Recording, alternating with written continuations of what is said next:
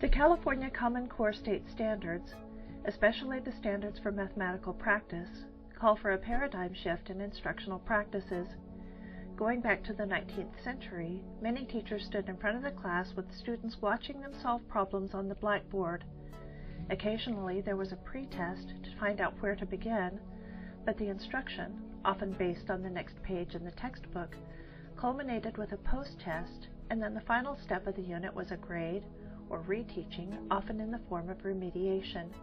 21st century learning, supported by the Common Core State Standards, call for instruction that begins with pre-assessment.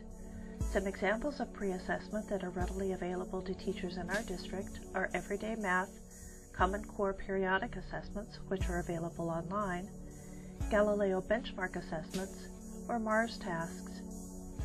Formative assessments drive equitable instruction.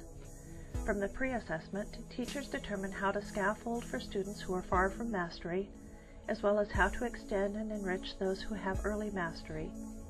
Instructional flow should be logically sequenced to meet the targeted learning needs of each student. In math, there has been a tendency to rely too heavily on a textbook to determine the next lesson.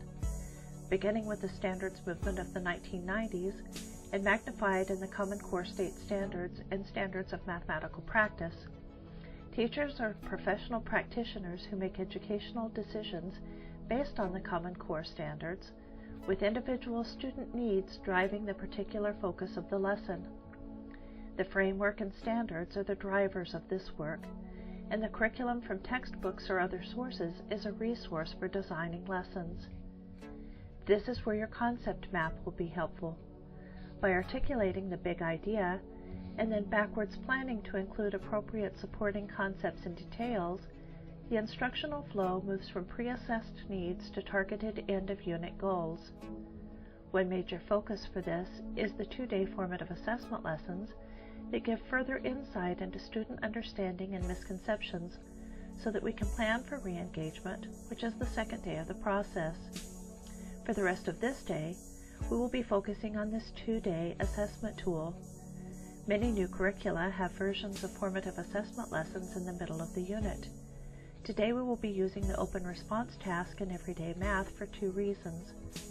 First, it is a powerful gem in the curriculum that will support and strengthen standards for mathematical practice. Originally, these were end-of-unit assessments, but the instructional plan and the 2012 bridge materials use these tasks as 2-day formative assessment lesson intended to be taught mid-unit.